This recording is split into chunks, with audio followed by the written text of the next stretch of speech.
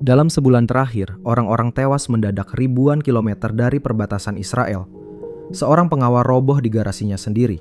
Seorang ilmuwan terkulai di jok mobil yang tampak biasa. Sebuah pagar berdering sedetik lalu meledak tepat di telinga pemiliknya.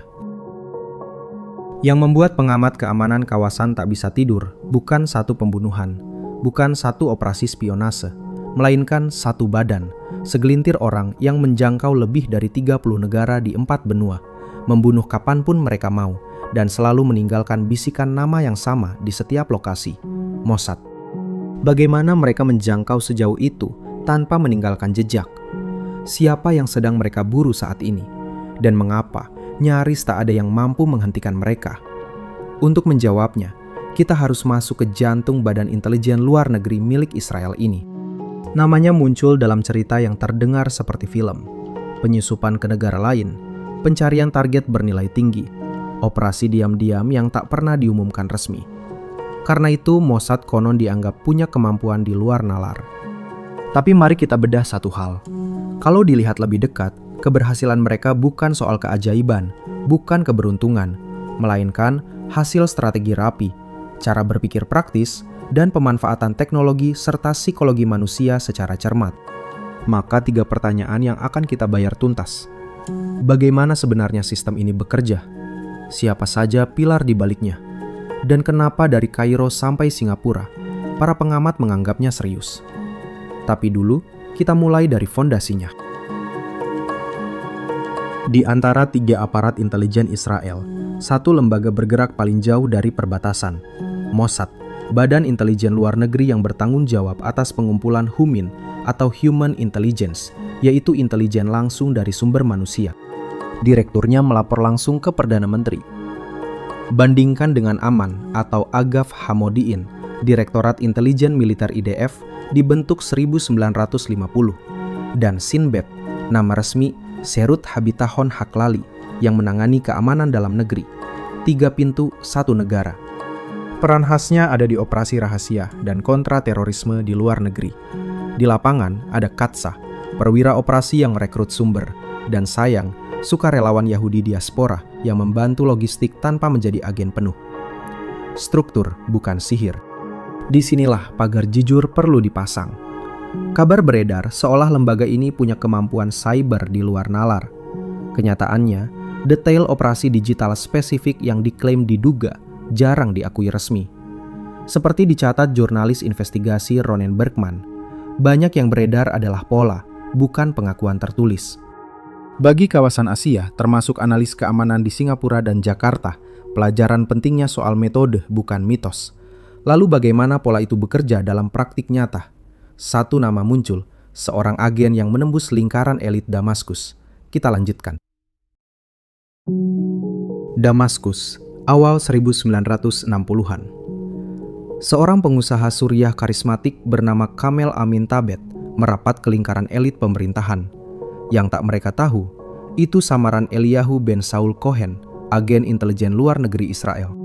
Cohen ditangkap 24 Januari 1965, lalu dieksekusi gantung di Marjeh Square, Damaskus, pada 18 Mei 1965.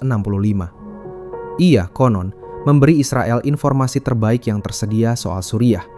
Sekali lagi, itu klaim, bukan catatan resmi. Kasus Cohen menjelaskan tulang lembaganya. Badan yang menaunginya, Mossad, dibentuk 13 Desember 1949 sebagai Central Institute for Coordination, lalu direorganisasi Maret 1951 di bawah kantor Perdana Menteri. Fokusnya jelas, HUMIN yang tadi disebut, plus urusan senyap di luar negeri. Sama seperti pembagian meja tadi, ini beda dari AMAN, Intelijen Militer IDF, dan Sinbet, keamanan dalam negeri. 3 wilayah, 3 tanggung jawab yang tak saling tumpang tindih. Di lapangan, sosok seperti Cohen dikelola perwira operasi yang disebut Katsa, perwira yang merekrut dan mengelola sumber di negara asing. Metodenya berkembang, teknik lama digabung teknologi. Soal skala operasi cyber yang diklaim, itu masih diduga, bukan pengakuan resmi. Satu teknik paling sering dibahas, false flag. Agen menyamar mewakili pihak lain agar target bersedia bekerja sama. Di negara berhubungan tegang dengan Israel, pendekatan terbuka nyaris pasti ditolak. Lalu bagaimana persisnya kepercayaan itu dibangun dari nol? Itu babak berikutnya. Begini cara teknik bernama false flag bekerja. Intinya, membuat target lebih rela bekerja sama. Sang agen tidak muncul sebagai lawan, tapi sebagai wajah yang terasa sepihak dengan target. Perwira lapangan yang disebut Katsa itu bisa muncul sebagai perwakilan lembaga riset internasional, jurnalis, bahkan mengaku intelijen negara lain seperti Amerika atau Eropa. Target tidak merasa terancam. Pendekatan ini tidak terburu-buru. Prosesnya bisa sangat panjang. Agen membangun hubungan perlahan, menciptakan rasa percaya, lalu menggali informasi sedikit demi sedikit. Dalam banyak kasus, target bahkan tidak sadar dirinya sedang dimanfaatkan. Target merasa berbagi dengan sukarela, padahal sedang membuka pintu ke data sensitif. Cermati perbedaannya. Ini bukan pemerasan, bukan penyanderaan. Yang terjadi adalah kepercayaan yang dibengkokkan perlahan. Kunci keberhasilan teknik ini terletak pada psikologi. Setiap orang punya motivasi berbeda. Ada yang kecewa dengan pemerintahannya, ada yang butuh uang, dan tidak sedikit pula yang hanya ingin merasa dihargai. Agen dilatih membaca celah semacam ini. Mereka tak sekedar mencari informasi, tapi pintu masuk ke pikiran target. Begitu pintu terbuka, informasi mengalir tanpa tekanan. Dalam sejumlah kasus, hubungan itu diduga berlangsung bertahun-tahun tanpa terdeteksi. Tapi psikologi hanya separuh cerita. Bagaimana identitas palsu tadi dibangun sampai tahan bertahun-tahun tanpa retak. Disitulah masuk konsep yang mereka sebut legend, dan satu nama yang membuktikannya sampai jauh ke jantung Damaskus. Ada satu teknik yang membuat pola tadi terasa lebih licik dari sekedar rekrutmen biasa. False flag yang tadi kita singgung. Bukan pemerasan, bukan ancaman. Justru target merasa aman bekerja sama. Contohnya yang dilaporkan sebagai Operation Susana di Mesir tahun 1954. Agen-agen yang terhubung dengan Israel diduga menggunakan pihak lokal untuk aksi sabotase, dirancang agar tampak dilakukan kelompok lain. Tujuannya satu, mengarahkan kecurigaan ke pihak yang salah. Contoh Operation Susana menegaskan pola tadi, kepercayaan dibelokkan pelan-pelan. Perhatikan pagar jujurnya. Seberapa sistematis teknik ini dipakai, itu baru perkiraan, bukan catatan resmi. Penyamaran semacam ini bisa menembus lapisan terdalam. Ada catatan tentang agen yang menghayati penuh perannya, bahasa fasih, budaya dikuasai, identitas asing yang meyakinkan, sampai menyusup ke lingkaran militer negara lain. Bagaimana seorang manusia mampu merangkai kehidupan palsu sesempurna itu? Ada satu rumus klasik dalam dunia spionase yang sampai sekarang masih dipakai, yaitu money, ideology, compromise, dan ego. 4 pintu masuk untuk memengaruhi seseorang agar mau bekerja sama atau membocorkan informasi. Tapi dalam praktik, tidak semua orang bisa dibeli dengan uang. Tidak semua bisa dipengaruhi teknologi. Ada yang tetap setia pada negaranya. Di titik inilah metode lain sering dipakai, kompromi, atau dalam istilah intelijen disebut kompromit. Kompromit adalah cara menjerat seseorang lewat rahasia pribadinya. Bisa berupa skandal, kebiasaan tersembunyi, atau hal yang jika terbongkar merusak reputasi dan karir. Bukan lagi soal membeli, ini soal menekan. Bentuk paling terkenal dari metode ini adalah honey trap atau jebakan asmara. Teknik ini memanfaatkan sisi emosional dan hasrat manusia. Targetnya orang-orang penting, diplomat, pejabat militer, atau ilmuwan. Mereka didekati oleh agen terlatih dalam istilah Mossad, Katsa yang tadi kita bahas, perwira operasi lapangan yang merekrut sumber. Pendekatannya tak menekan, semuanya dirancang senatural mungkin, layaknya perkenalan biasa. Bisa dimulai dari obrolan santai, makan malam, atau pertemuan yang tampak tidak berbahaya. Lama-kelamaan, hubungan itu dibuat semakin dekat secara emosional. Perlahan, tanpa terburu-buru. Setelah target merasa nyaman, arah pembicaraan mulai digeser ke wilayah lebih sensitif. Kerap kali pertemuan berpindah ke ruang privat, semisal kamar hotel. Di titik itulah jebakan yang sesungguhnya terpasang. Tanpa disadari, aktivitas target direkam atau didokumentasikan. Bukti inilah yang kemudian jadi alat tekanan. Target dihadapkan pada pilihan sulit, bekerja sama, atau menghadapi risiko reputasinya hancur. Perhatikan lagi pola tadi. Kepercayaan dibelokkan pelan-pelan, bukan dirampas paksa. Tapi honey trap bukan satu-satunya jalan. Ada teknik lain yang membangun kepercayaan target dari awal dengan menyamar mewakili pihak yang salah. Metode ini terdengar seperti skenario film, tapi pada 1986 ia benar-benar terjadi. Kasusnya menyangkut Mordechai Vanunu, seorang teknisi yang membocorkan informasi sensitif soal program nuklir Israel. Saat berada di London, Vanunu didekati seorang agen Mossad bernama Cheryl Bentov. Ia menyamar sebagai turis Amerika. Perhatikan polanya. Tak ada paksaan, tak ada ancaman. Semuanya terlihat seperti hubungan biasa. Setelah kepercayaan terbangun, Vanunu diajak ke Italia dengan dalih liburan. Di sanalah situasi berubah drastis. Ia dibius, ditangkap diam-diam, lalu dibawa kembali ke Israel untuk diadili. Bayangkan itu. Operasi ini menegaskan lagi pola sebelumnya. Pendekatan psikologis mengungguli kekuatan fisik. Mekanismenya identik, hingga target melangkah sendiri ke dalam jebakan. Contoh lain datang dari Sylvia Rafael, agen yang dikenal menyamar sebagai jurnalis foto. Dengan identitas itu, ia masuk ke berbagai lingkungan tanpa dicurigai, sekaligus mendekati target-target pentingnya. Perannya melampaui sekedar mengumpulkan informasi. Ia turut menangani operasi yang jauh lebih sensitif. Dari sini, pertanyaannya berubah. Bukan lagi soal teknologi canggih, tapi titik paling rapuh dari sistem manapun, manusia itu sendiri. Dari deretan kasus yang sudah kita bedah, satu pola muncul terus. Kelemahan manusia jadi celah yang paling besar. Rasa kesepian, kebutuhan diakui, hasrat merasa penting. Disitulah pintu masuknya, bukan di berangkas rahasia. Perhatikan ini. Sang Katsa yang kita kenal tadi sering tak perlu mencuri apapun. Cukup mengumpulkan potongan kecil yang tersebar, lalu menyusunnya jadi gambaran besar. Masalahnya, tiap hari miliaran informasi baru muncul di internet. Mustahil dianalisis manual oleh manusia. Karena itu digunakan teknologi seperti AI untuk memindai, memilah, lalu menghubungkan data satu sama lain. Coba runut skenarionya. Sebuah universitas menerbitkan riset soal material tahan panas. Di negara yang sama, sebuah perusahaan mendadak mengimpor logam langka dalam jumlah besar. Dua kepingan yang tampak tak nyambung. Tambahkan lapisan ketiga. Lewat media sosial, sejumlah peneliti kedapatan kerap bepergian ke lokasi tertentu. Rangkai semuanya, muncullah dugaan proyek besar di belakangnya. Catat, ini baru dugaan analitis, belum bukti hukum. Proporsinya perlu diletakkan dengan jujur. Yang bekerja di sini bukan sihir, tapi psikologi ditambah data. Bagi kawasan seperti kita, pelajarannya sederhana. Tapi, jika celah bersarang pada manusia, siapa yang sungguh aman dari kelemahannya sendiri? Renungkan ini. Seluruh informasi yang terkumpul berasal dari sumber terbuka. Tak ada yang diretas, tak ada yang dicuri secara ilegal. Namun hasil akhirnya bisa sangat akurat, nyaris menyamai informasi rahasia. Dengan teknik ini, lembaga intelijen bisa membaca pola. Mereka melihat perubahan perilaku, pergerakan orang, aktivitas yang tidak biasa. Di dunia intelijen, ini disebut pattern of life, pola kehidupan sehari-hari seseorang atau sebuah organisasi. Kenapa ini penting?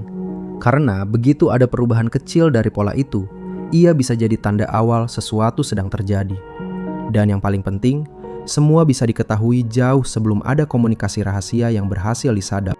Sistem berbasis AI atau kecerdasan buatan mampu mengolah data dalam jumlah besar dengan kecepatan yang tak bisa ditandingi manusia. Beberapa bahkan menganalisis gambar, lokasi, dan pergerakan secara langsung dari berbagai sumber digital. Hasilnya, keputusan diambil lebih cepat dan lebih tepat. Operasi di lapangan tak lagi bergantung pada perkiraan semata, tapi didukung analisis data yang detail. Setiap langkah sudah dihitung berdasarkan informasi yang dikumpulkan sebelumnya. Tapi tahan dulu. Di tengah segala kecanggihan ini, ada satu hal yang kerap terlewat. Sebagian besar data yang dipakai berasal dari aktivitas sipil sehari-hari, bukan dari sadapan rahasia yang berbelit. Artinya, tanpa sadar banyak orang ikut menyumbang informasi lewat apa yang mereka unggah, bagikan, dan publikasikan. Inilah sisi lain dunia digital. Semakin terbuka informasi, semakin mudah pula bagi pihak tertentu memanfaatkannya. Perlu diluruskan, ini bukan berarti semuanya berbahaya, tapi jelas menunjukkan bahwa batas antara informasi publik dan intelijen kini semakin tipis. Celah terbesar bukan lagi teknologi, melainkan manusia itu sendiri. Dan pola tadi kini menemui batasnya. Jika data yang terbuka saja sudah sekuat ini, pertanyaannya bergeser. Bagaimana metode yang benar-benar rahasia dijalankan di lapangan? Kesanalah kita melangkah berikutnya. Ada satu prinsip yang jarang disorot dalam analisis intelijen kawasan. Tujuan sebuah operasi tidak selalu mencuri informasi. Kadang yang lebih menentukan adalah membuat lawan bingung, ragu, dan berhenti saling percaya. Inilah bentuk serangan yang tidak terlihat, tapi dampaknya bisa sangat besar. Bukan ledakan, bukan tembakan, melainkan keraguan yang ditanam pelan-pelan ke dalam tubuh sebuah organisasi lawan. Pendekatan seperti ini juga dipakai Mossad, Badan Intelijen Luar Negeri Israel. Mereka tak selalu harus menghancurkan musuh secara fisik. Cukup menggoncang kepercayaan di dalam tubuh organisasi lawan. Efeknya bisa sama kuatnya, bahkan lebih. Perlu digarisbawahi, seberapa sistematis teknik ini dipakai, diperkirakan bukan fakta yang pernah diakui resmi. Ini tera abu-abu. Caranya bukan kekerasan, tetapi permainan psikologis yang halus.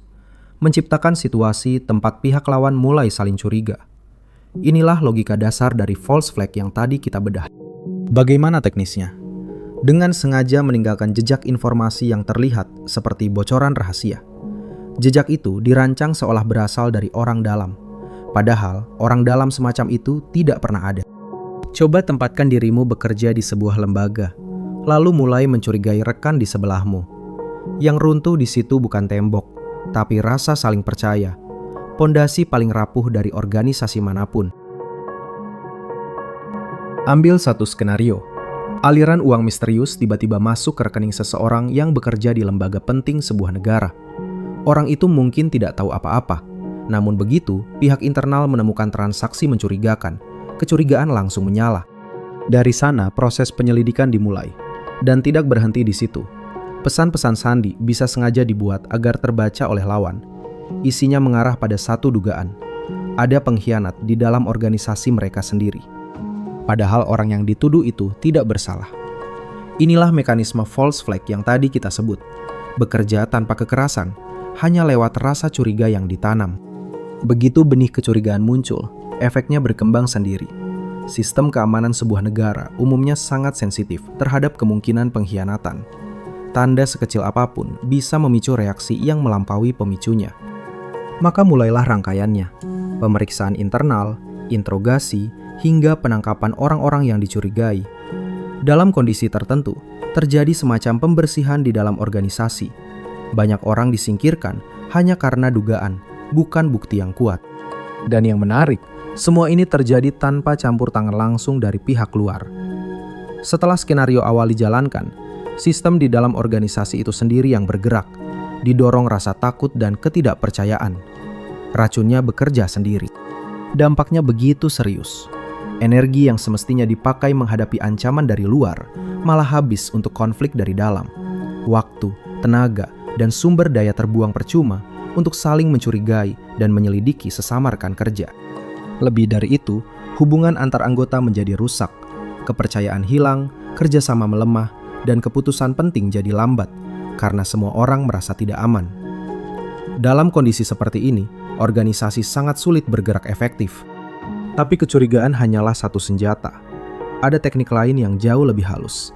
Tidak menghancurkan target, justru membuatnya percaya, pelan-pelan, sampai membocorkan rahasianya sendiri, tanpa pernah sadar sedang dimanfaatkan.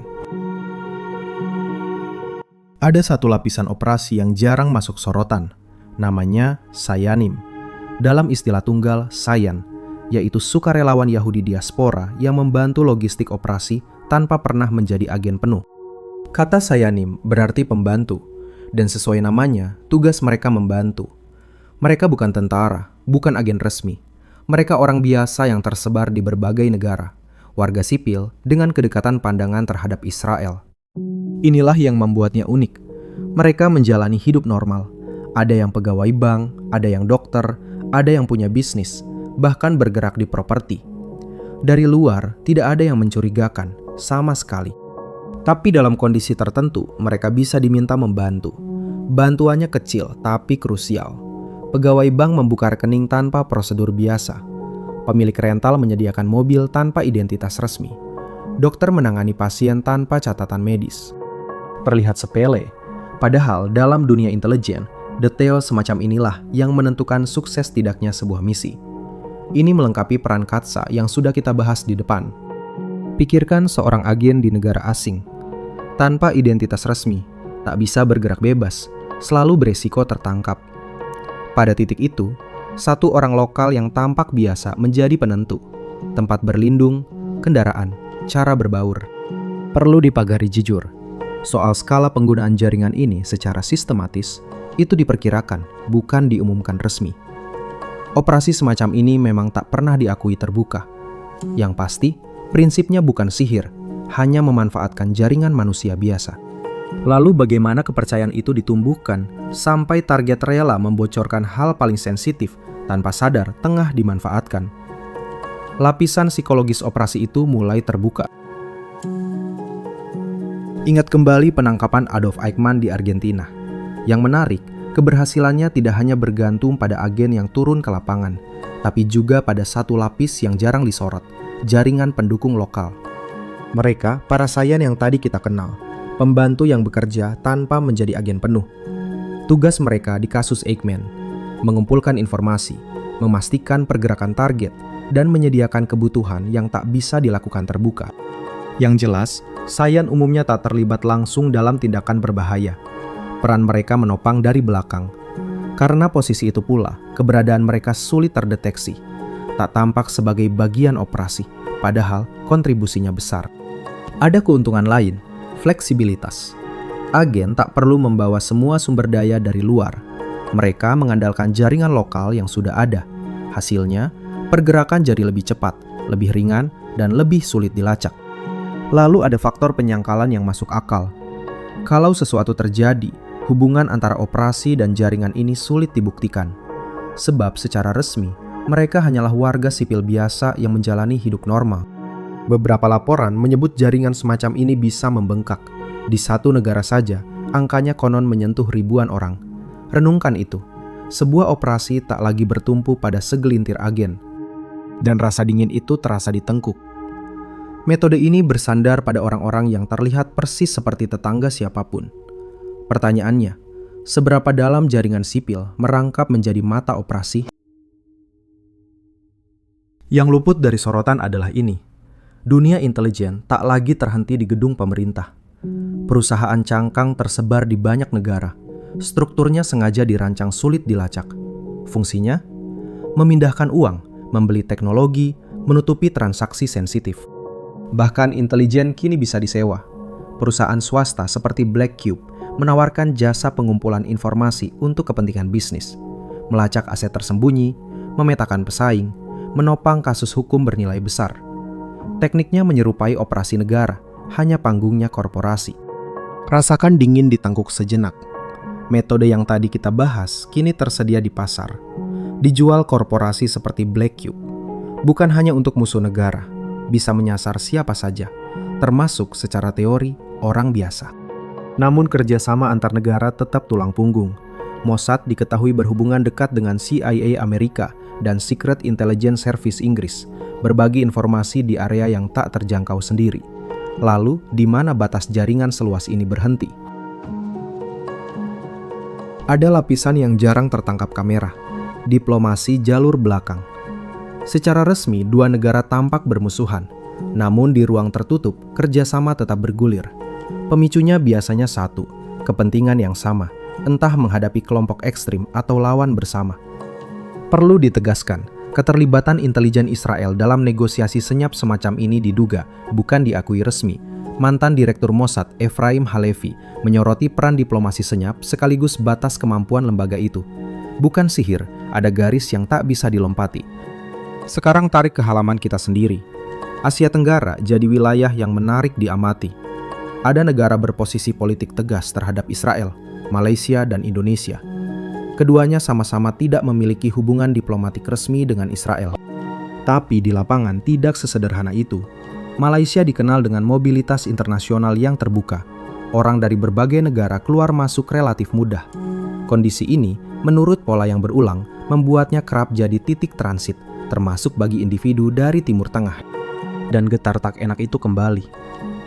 Metode yang serupa, penyamaran, jalur senyap, titik transit, tak mengenal batas peta. Ia bisa singgah di halaman siapa saja. Pertanyaannya, seberapa netral lapangan kita ini? Tahun 2018, di jalanan Kuala Lumpur, seorang warga asing bernama Fadi Muhammad Albat tewas ditembak oleh 2 orang tak dikenal. Ia sedang dalam perjalanan menuju masjid ketika peluru itu datang. Korban dikenal sebagai insinyur listrik yang punya keterkaitan dengan pengembangan teknologi tertentu di Timur Tengah, bukan pejalan kaki biasa. Dan pembunuhan itu langsung memicu gelombang spekulasi yang jauh melampaui kasus kriminal jalanan. Pagar jujur wajib dipasang di sini. Tidak ada pengakuan resmi dari pihak manapun. Sejumlah analis mengaitkan kejadian ini dengan operasi intelijen luar negeri, dan nama Yossi Cohen, sosok yang dilaporkan memimpin lembaga itu saat itu, sempat disebut.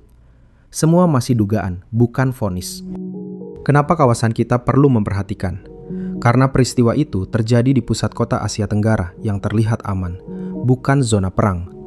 Menurut pengamat pola operasi seperti Ronen Bergman, budaya kerja operasi bertarget memang menuntut jangkauan jauh dari medan konflik utama. Yang pasti, kasus ini menyisakan pertanyaan yang tak pernah benar-benar tertutup. Sebuah target bisa dijangkau dengan cepat dan presisi, bahkan di jalan yang tampak biasa. Lalu bagaimana pola serupa terbaca ketika sasarannya berada di dalam lingkaran elit sebuah negara?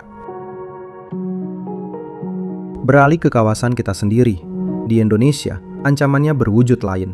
Bukan aksi lapangan, tapi teknologi. Meski Jakarta tak memiliki hubungan diplomatik apapun dengan Israel, interaksi tak langsung tetap berjalan, lewat perdagangan dan teknologi. Berdasarkan berbagai laporan, ada aliran barang dan perangkat teknologi yang masuk melalui negara perantara, Singapura atau Hong Kong. Bentuknya beragam, perangkat industri, teknologi pertanian, hingga sistem keamanan siber. Semua lewat pintu belakang. Di titik inilah persoalannya. Sebagian teknologi itu berfungsi ganda, dual use. Selain melayani kebutuhan sipil, perangkat yang sama sanggup dipakai untuk pengawasan atau pengintaian. Perlu ditegaskan, ini pola yang dilaporkan, bukan tuduhan yang sudah terbukti resmi. Sebuah alat pertanian bisa tetap sekedar alat pertanian, bisa pula menjelma mata. Dan itulah sosok tak kasat mata yang menemani sejak awal cerita ini. Kini bukan lagi mitos yang jauh di Damaskus, tapi sesuatu yang barangkali sudah lama membaca kita.